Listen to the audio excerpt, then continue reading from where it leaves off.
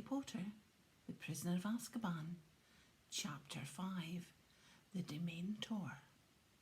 Tom woke Harry next morning with his usual toothless grin and a cup of tea. Harry got dressed and was just persuading a disgruntled Hedwig to get back into her cage when Ron banged his way into the room, pulling a sweatshirt over his head and looking irritable. "The sooner we get on the train the better," he said. "At least I can get away from Percy at Hogwarts. Now he's accusing me of dripping tea on his photo of Penelope Clearwater. You know," Ron grimaced, "his girlfriend. She's hidden her face under the frame because her nose has gone all blotchy." "I've got something to tell you," Harry began, but they were interrupted by Fred and George, who looked in to congratulate Ron on infuriating Percy again. They headed down to breakfast, where Mr. Weasley was reading the front page of the Daily Prophet with a furrowed brow, and Mrs. Weasley was telling Hermione and Ginny about a love potion she'd made as a young girl. All three of them were rather giggly. "What were you saying, Ron?" asked Harry as they sat down. "Later," Harry muttered as Percy stormed in. Harry had no chance to speak to Ron or Hermione in the chaos of leaving. They were too busy heaving all their trunks down Leaky Cauldron's narrow staircase and piling them up near the door. With Hedwig and Hermes, Percy's screech owl, perched on top of their cages, a small wickerwork basket stood beside the heap of trunks, spitting loudly. "It's all right, Crookshanks," Hermione cooed through the wickerwork. "I'll let you out in the train." "You won't," snapped Ron. "What about poor Scabbers, eh?" He pointed at his chest, where a large lump indicated that Scabbers was curled up in his pocket. Mr. Weasley, who'd been outside waiting for the ministry cars, struck his head inside. "They're here," he said. "Harry, come on."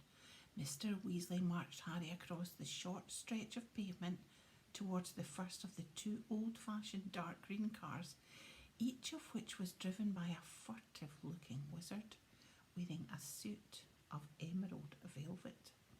"In you get, Harry," said Mr. Weasley, glancing up and down the crowded street. Harry got into the back of the car and was shortly joined by Hermione, Ron, and to Ron's disgust, Percy. The journey to King's Cross was very uneventful compared to Harry's trip on the night bus. The Ministry of Magic cars seemed almost ordinary, though Harry noticed that they could slide through gaps that Uncle Vernon's new company car certainly couldn't have managed. They reached King's Cross with 20 minutes to spare. The ministry drivers found them trolleys, unloaded their trunks, touched their hats to Mr. Weasley and drove away, somehow managing to jump to the head of an unmoving queue for the traffic lights. Mr. Weasley kept close to Harry's elbow all the way into the station. "Right then," he said, glancing around them, "let's do this in pairs. As there are so many of us, I'll go through first with Harry."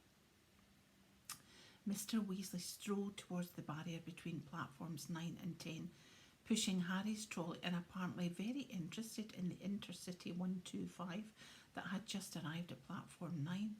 With a meaningful look at Harry, he leant casually against the barrier. Harry imitated him. Next moment they had fallen sideways through the solid metal onto platform 9 3/4 and looked up to see the Hogwarts Express, a scarlet steam train puffing smoke over a platform packed with witches and wizards seeing their children onto the train. Percy and Ginny suddenly appeared behind Harry. They were panting and had apparently taken the barrier at a run. "Ah, there's Penelope," said Percy, smoothing his hair and going pink again.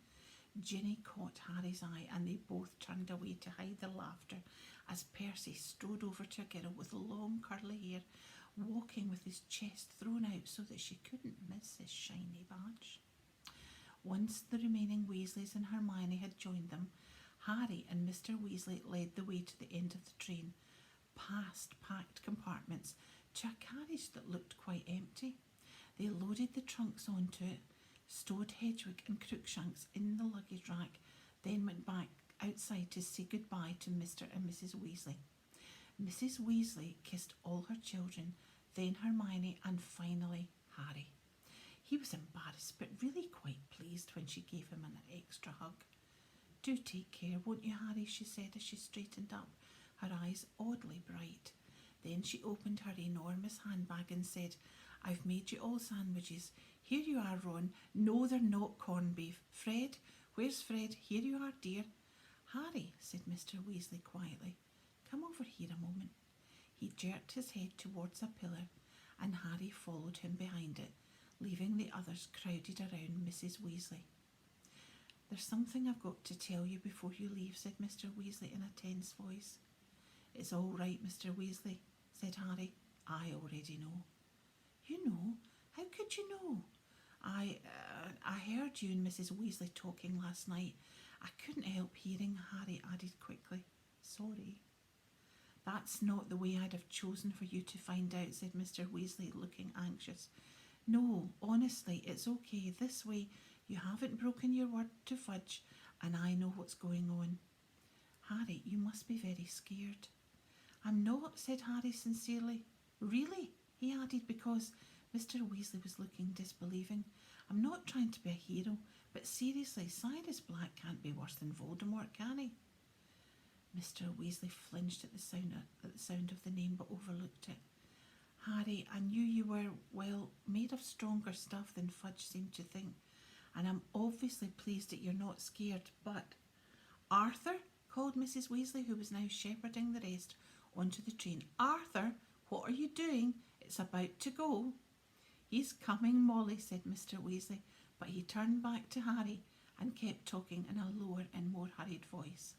Listen, I want you to give me your word that I'll be a good boy and stay in the castle, said Harry gloomily. Not entirely, said Mr. Weasley, who looked more serious than Harry had ever seen him. Harry, swear to me you won't go looking for Black. Harry stared. What? There was a loud whistle. Guards were walking along the train, slamming all the doors shut.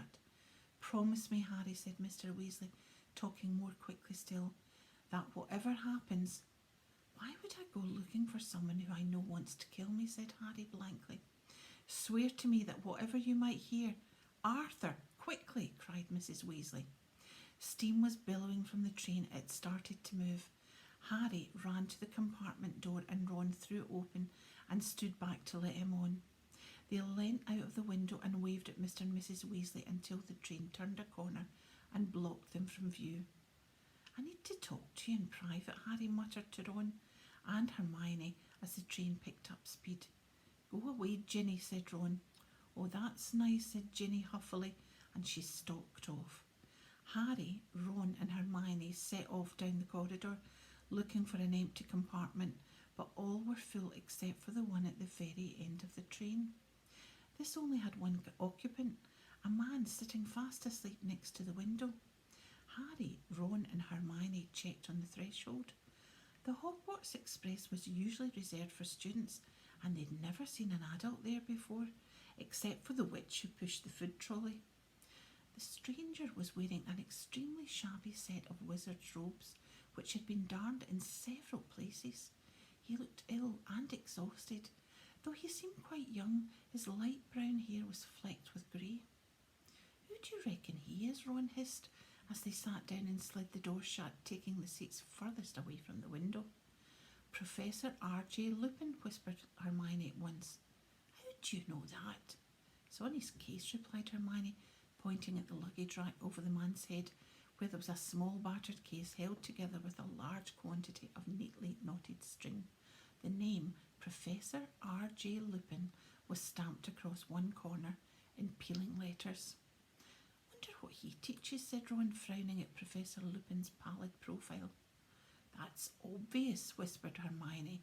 There's only one vacancy, isn't there? Defence against the dark arts. Harry, Ron and Hermione already had 2 defence against the dark arts teachers, both of whom had only lasted 1 year. There were rumours that the job was jinxed. Well, I hope he's up to it, said Ron doubtfully. He looks like one good hex would finish him off, doesn't he? Anyway, he turned to Harry. What were you going to tell us? Harry explained about Mr. and Mrs. Weasley's argument and the warning Mr. Weasley had just given him. When he finished, Ron looked thunderstruck, and Hermione had her hands over her mouth. She finally lowered them to say, Sirius Black escaped to come after you? Oh, Harry, you really have to be really careful. Don't go looking for trouble, Harry. I don't go looking for trouble, said Harry, nettled. Trouble usually finds me. How thick would Harry have to be to go looking for a nutter who wants to kill him, said Ron shakily. They were taking the news worse than Harry had expected. Both Ron and Hermione seemed to be much more frightened of Black than he was. No one knows how he got out of Azkaban, said Ron uncomfortably. No one's ever done it before, and he was a top security prisoner too.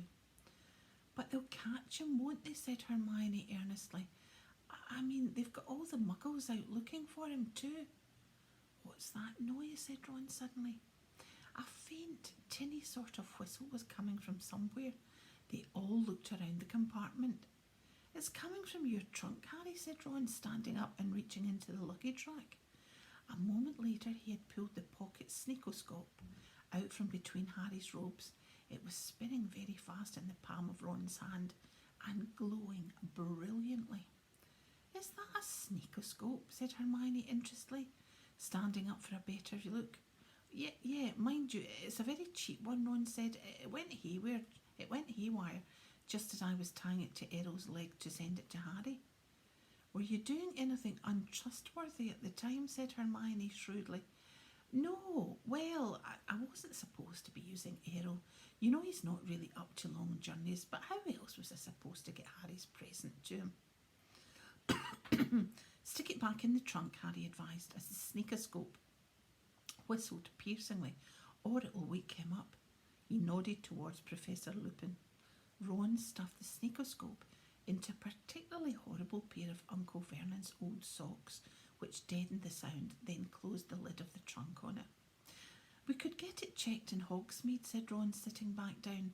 They sell that sort of thing in Dervish and Bangs, magical instruments and stuff. Fred and George told me. How much do you know about Hogsmeade? Asked Hermione keenly. I've read it's the only entirely non-muggle settlement in Britain. Yeah, I think it is, said Ron in an offhand sort of way. But that's not why I want to go. I just want to get inside Honeydukes. What's that? Said Hermione. It's this sweet shop, said Ron, a dreamy look coming into his face, where you've got everything. Pepper imps, they make you smoke at the mouth, and great fat choco balls full of strawberry mousse and clotted cream, and really excellent sugar quills, which you can suck in class and look like you're just thinking what to write next. But Hogsmeade's a very interesting place, isn't it? Hermione pressed on eagerly. In sites of historical sorcery, it says the inn was the headquarters for the 1612 Goblin Rebellion, and the Shrieking Shack's supposed to be the most severely haunted building in Britain. And massive sherbet balls that make you levitate a few inches off the ground while you're sucking them, said Ron, who was plainly not listening to what Hermione was saying. Won't it be nice to get out of the school for a bit and explore Hogsmeade? Spect it will, said Harry heavily. You'll have to tell me when you've found out. What do you mean? Said Ron. I can't go. The Dursleys didn't sign my permission form, and Fudge wouldn't either. Ron looked horrified. You're not allowed to come. But no way, McGonagall or someone will give you permission. Harry gave a hollow laugh. Professor McGonagall, head of Gryffindor House, was very strict.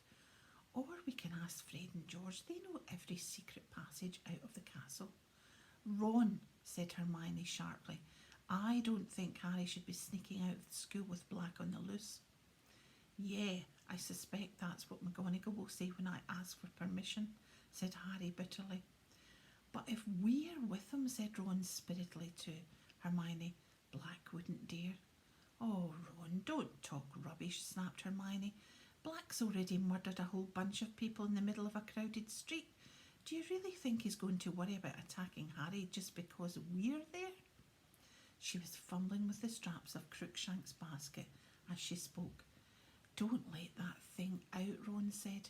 But too late. Crookshanks leapt lightly from the basket, stretched, yawned, and sprang onto Ron's knees. The lump in Ron's pocket trembled and he shoved Crookshanks angrily away. Get out of it. Ron, don't, said Hermione angrily.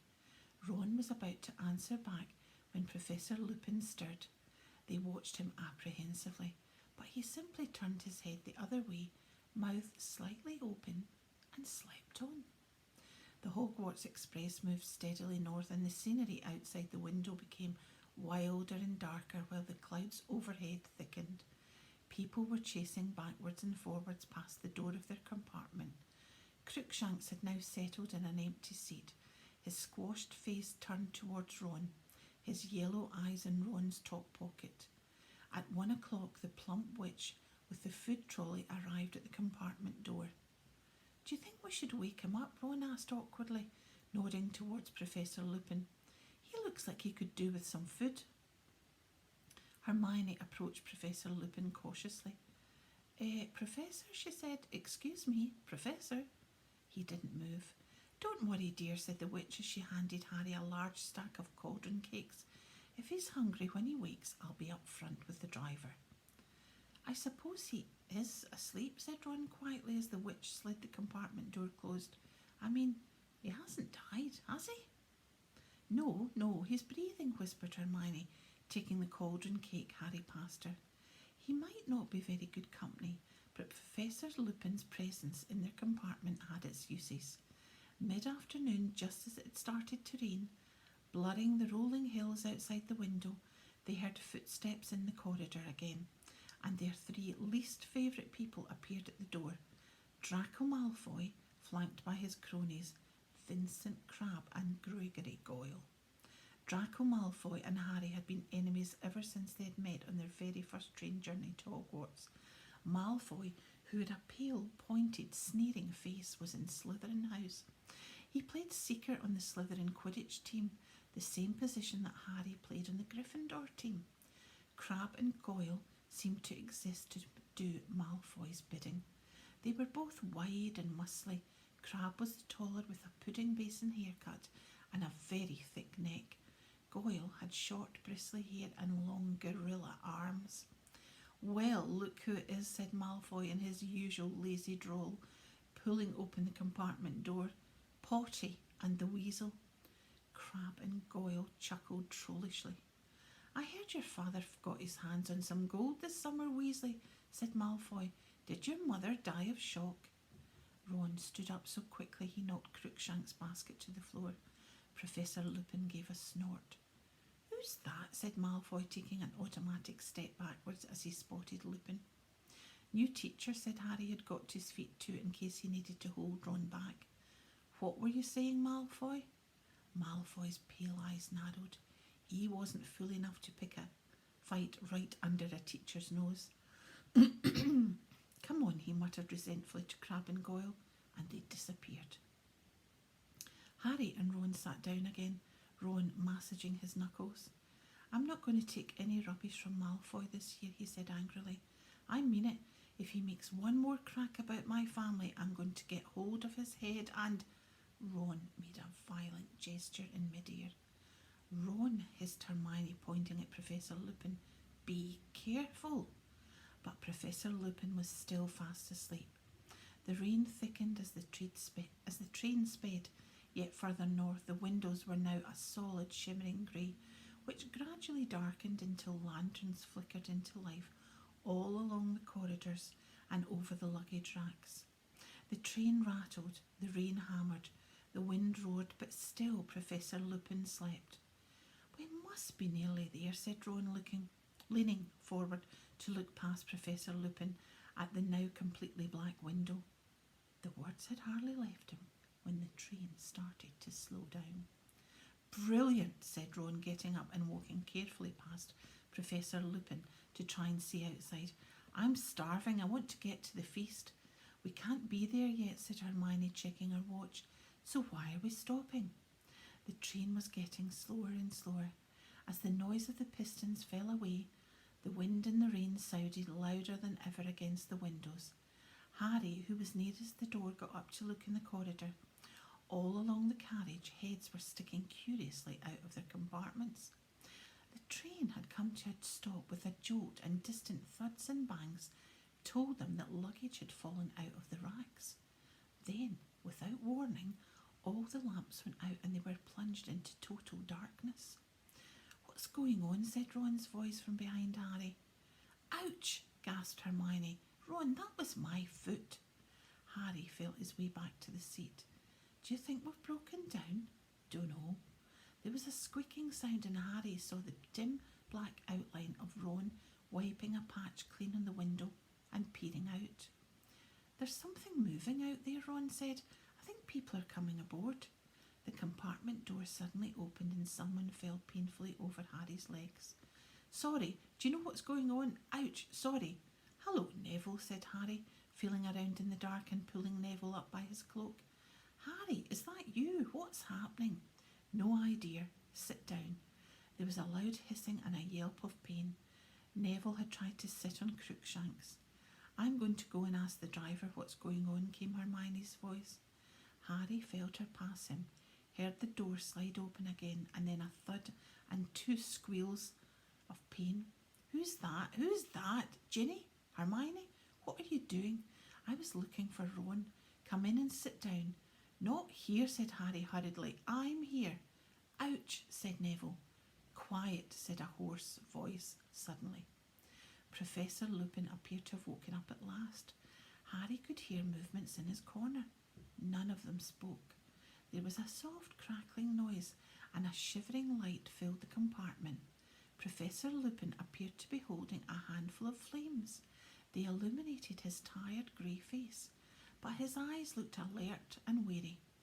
"Stay where you are," he said in the same hoarse voice, and he got slowly to his feet with his handful of fire held out in front of him. But the door slid slowly open before Lupin could reach it. Standing in the doorway, illuminated by the shivering flames in Lupin's hand, was a cloaked figure that towered to the ceiling. Its face was completely hidden beneath its hood. Harry's eyes darted downwards, and what he saw made his stomach contract. There was a hand protruding from the cloak, and it was glistening, greyish, slimy looking, and scabbed like something dead that had decayed in water. It was only visible for a split second. As the creature beneath the cloak sensed Harry's gaze, the hand was suddenly withdrawn into the folds of the black material. And then the thing beneath the hood, whatever it was, drew a long, slow, rattling breath, as though it was trying to suck something more than air from its surroundings. An intense cold swept over them all. Harry felt his own breath catch in his chest. The cold went deeper than his skin. It was inside his chest. It was inside his very heart. Harry's eyes rolled up into his head. He couldn't see. He was drowning in cold. There was a rushing in his ears as though water. He was being dragged downwards, the roaring growing louder. And then, from far away, he heard screaming, terrible, terrified, pleading screams. He wanted to help whoever it was. He tried to move his arms, but couldn't. A thick white fog was swirling around him, inside him. "Harry, Harry, are you all right?" Someone was slapping his face. "For what?" Harry opened his eyes. There were lanterns above him and the floor was shaking. The Hogwarts Express was moving again and the lights had come back on. He seemed to have slid out of his seat onto the floor. Ron and Hermione were kneeling next to him, and above them he could see Neville and Professor Lupin watching.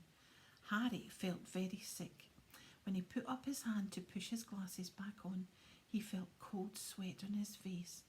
Ron and Hermione heaved him back onto his seat. "Are you okay?" Ron asked nervously. "Yeah," said Harry, looking quickly towards the door. The hooded creature had vanished. "What happened? Where's that thing? Who screamed?" "No one screamed," said Ron more nervously still. Harry looked around the bright compartment. Ginny and Neville looked back at him, both very pale. "But I heard screaming." A loud snap made them all jump. Professor Lupin was breaking an enormous slab of chocolate into pieces. "Here," he said to Harry, handing him a particularly large piece. "Eat it. It'll help." Harry took the chocolate but didn't eat it. "What was that thing?" he asked Lupin. "A Dementor," said Lupin, who was now giving chocolate to everyone else. One of the Demenators of Azkaban. Everyone stared at him. Professor Lupin crumpled up the empty chocolate wrapper and put it in his pocket. Eat, he repeated. It'll help. I need to speak to the driver. Excuse me. He strolled past Harry and disappeared into the corridor. Are you sure you're okay, Harry? Said Hermione, watching Harry anxiously. I don't get it. What happened? Said Harry, wiping more sweat off his face. Well, that thing, the Dementor, stood there and looked around. I think it did. I couldn't see its face. And you, I thought you were having a fit or something, said Ron, who still looked scared. You went sort of rigid and fell out of your seat and started twitching. And Professor Lupin stepped over you and walked towards the Dementor and pulled out his wand, said Hermione, and he said, None of us is hiding Sirius Black under our cloaks. Go. But the Dementor didn't move, so Lupin muttered something and a silvery thing shot out of his wand at it, and it turned round and sort of glided away. It was horrible, said Neville in a higher voice than usual. Did you feel how cold it went when it came in?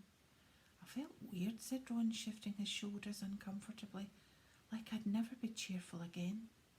Ginny, who was huddled in her corner looking nearly as bad as Harry felt, gave a small sob. Hermione went over and put a comforting arm round her. But didn't any of you fall off your seats? Harry said awkwardly. No, said Ron, looking anxiously at Harry again. Ginny was shaking like mad, though. Harry didn't understand. He felt weak and shivery as though he was recovering from a bad bout of flu. He also felt the beginnings of shame. Why had he gone to pieces like that when no one else had? Professor Lupin had come back.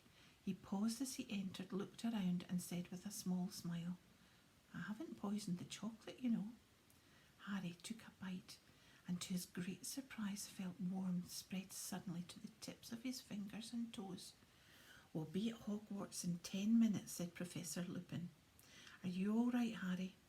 Harry didn't ask how Professor Lupin knew his name. Fine, he muttered, embarrassed. They didn't talk much during the remainder of the journey. At long last the train stopped at Hogsmeade Station, and there was a great scramble to get out. Owls hooted, cats meowed, and Neville's pet toad croaked loudly from under his hat. It was freezing on the tiny platform. Rain was driving down in icy sheets. First years this way, called a familiar voice. Harry, Ron and Hermione turned and saw the gigantic outline of Hagrid at the other end of the platform, beckoning the terrified-looking new students forward for their traditional journey across the lake. All right, you three, Hagrid yelled over the heads of the crowd. They waved at him, but had no chance to speak to him because the mass of people around them was shunting them away along the platform. Harry, Ron and Hermione followed the rest of the school out onto a rough mud track where at least 100 stagecoaches awaited the remaining students, each pulled, Harry could only assume, by an invisible horse, because when they bumped inside one and shut the door, the coach set off by itself, bumping and swaying in the procession. Excuse me. The coach smelled faintly of mould and straw. Harry felt better since the chocolate, but still weak. Ron and Hermione kept looking at him sideways, as though frightened he might collapse again. As the carriage trundled towards a pair of magnificent wrought iron gates, flanked with stone columns topped with winged boars, Harry saw 2 more towering hooding Demenators, standing guard on either side. A wave of cold sickness threatened to engulf him again. He leant back into the lumpy seat and closed his eyes until they had passed through the gates. The carriage picked up speed on the long, sloping drive up to the castle. Hermione was leaning out of the tiny window, watching the many turrets and towers draw nearer. At last, the carriage swayed to a halt, and Hermione and Ron got out. As Harry stepped down, a drawling, delighted voice sounded in his ear.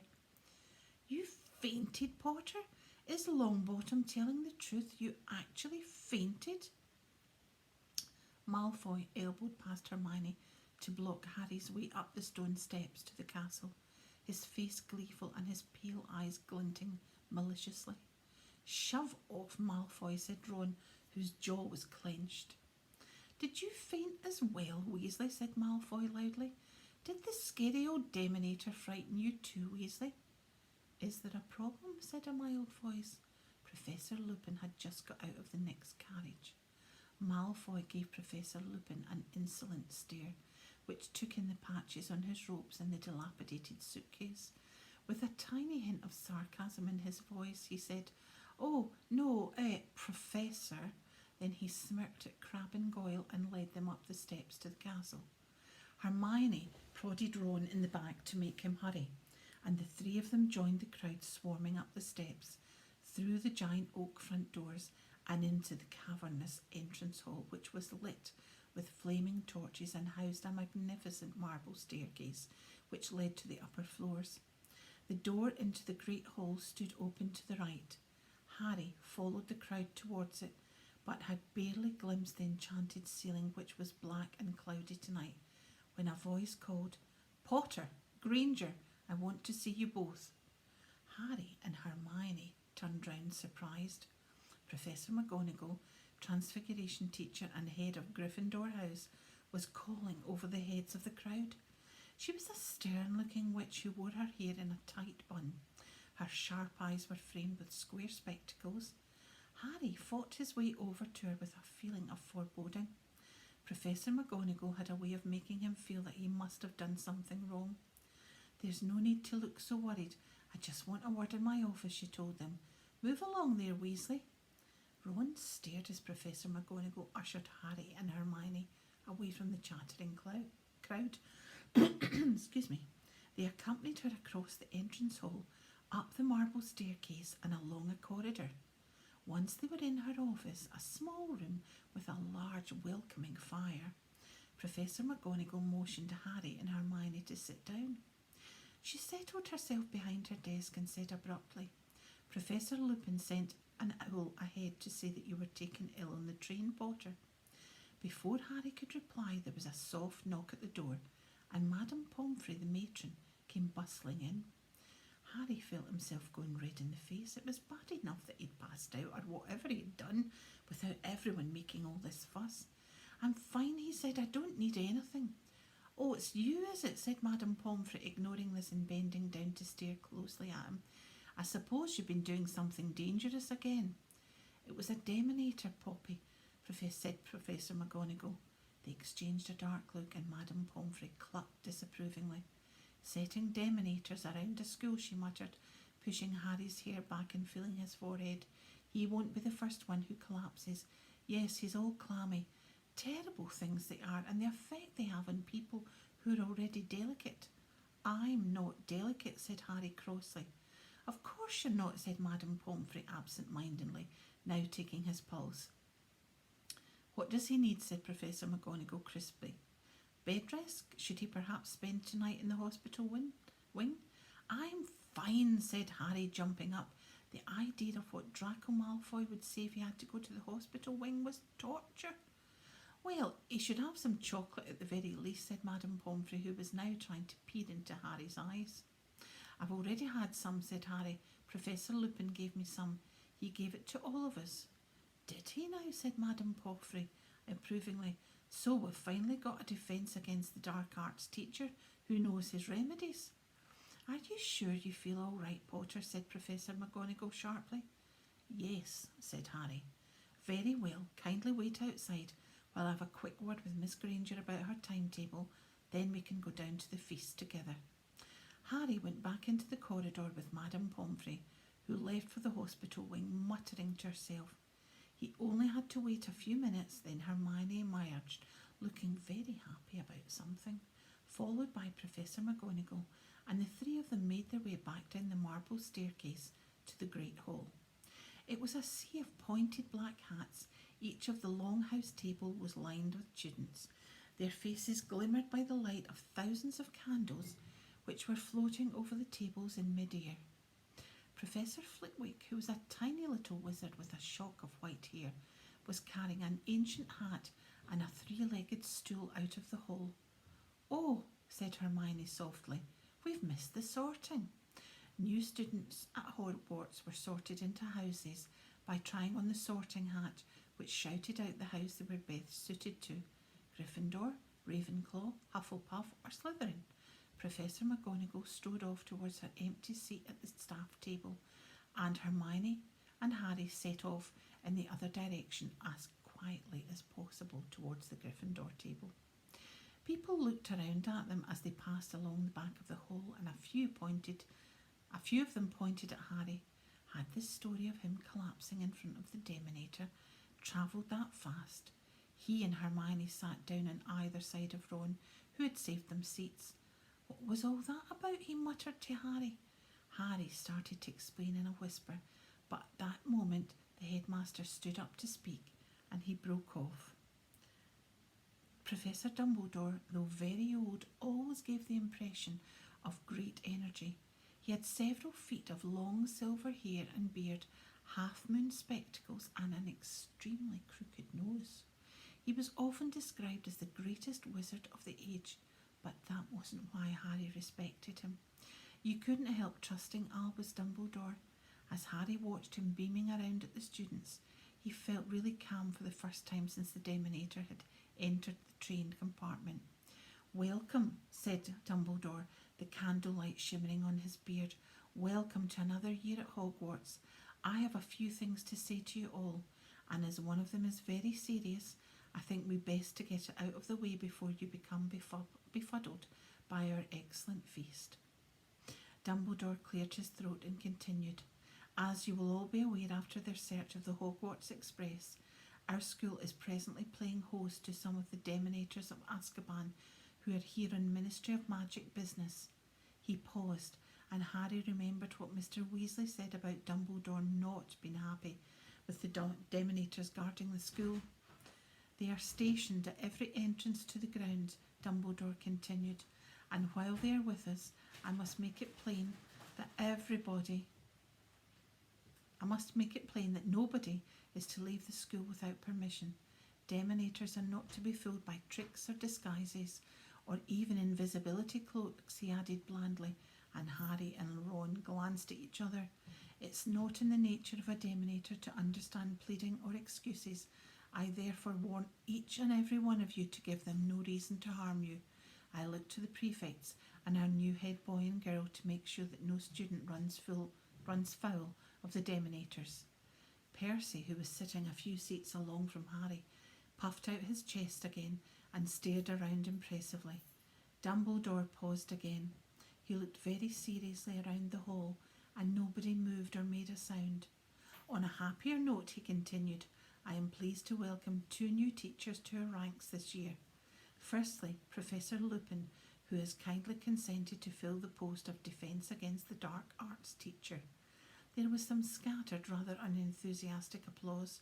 Only those who had been in the compartment on the train with Professor Lupin clapped hard, Harry among them. Professor Lupin looked particularly shabby next to all the other teachers in their best robes. "Look at Snape," Ron hissed in Harry's ear. Professor Snape, the potions master, was staring along the staff table at Professor Lupin. It was common knowledge that Snape wanted the Defence Against the Dark Arts job, but even Harry, who hated Snape, was startled at the expression twisting his thin, sallow face. It was beyond anger, it was loathing. Harry knew that expression only too well. It was the look Snape wore every time he set eyes on Harry. "As to our second new appointment," Dumbledore continued, as the lukewarm applause for Professor Lupin died away, "well, I am sorry to tell you that Professor Kettleburn, our Care of Magical Creatures teacher, retired at the end of last year in order to enjoy more time with his remaining limbs. However, I am delighted to say that his place will be filled by none other than Rubeus Hagrid, who has agreed to take on this teaching job in addition to his gamekeeping duties." Harry, Ron and Hermione stared at each other stunned. They then joined in with applause, which was tumultuous at the Gryffindor table in particular. Harry leant forward to see Hagrid, who was ruby red in the face and staring down at his enormous hands, his wide grin hidden in the tangle of his black beard. "We should have known," Ron roared, pounding the table. Who else would have sent us a biting book? Harry, Ron and Hermione were the last to stop clapping, and as Professor Dumbledore started speaking again, they saw that Hagrid was wiping his eyes on the tablecloth. Well, I think that's everything of importance, said Dumbledore. Let the feast begin. The golden plates and goblets before them filled suddenly with food and drink. Harry, suddenly ravenous, helped himself to everything he could reach and began to eat. It was a delicious feast. The hall echoed with talk, laughter, and the clatter of knives and forks. Harry, Ron, and Hermione, however, were eager for it to finish so they could talk to Hagrid. They knew how much being made a teacher would mean to him. Hagrid wasn't a fully qualified wizard. He'd been expelled from Hogwarts in his 3rd year for a crime he had not committed. It had been Harry, Ron, and Hermione who had cleared Hagrid's name last year. At long last, when the last morsels of pumpkin tart had melted from the golden platters, Dumbledore gave the word that it was time for them all to go to bed. They got their chance. Congratulations, Hagrid, Hermione squealed as they reached the teacher's table. All down to you three, said Hagrid, wiping his shining face on his napkin as he looked up at them. Can't believe it. Great man Dumbledore came straight down to me after Professor Kettleburn said he'd had enough. It's what I always wanted. Overcome with emotion, he buried his face in his napkin and Professor McGonagall shooed them away. Harry, Ron and Hermione joined the Gryffindors, streaming up the marble staircase, and very tired now, along more corridors, up more and more stairs to the hidden entrance to Gryffindor Tower. A large portrait of a fat lady in a pink dress asked them, "Password?" Coming through, Percy called from behind the crowd. "The new passwords, Fortuna Major." "Oh no," said Neville Longbottom sadly. He always had trouble remembering the passwords. Through the portrait hole and across the common room, the girls and boys divided towards their separate staircases. Harry climbed the spiral stairs with no thought in his head except how glad he was to be back. They reached their familiar circular dormitory with its 5 four-poster beds, and Harry, looking around, felt he was home at last.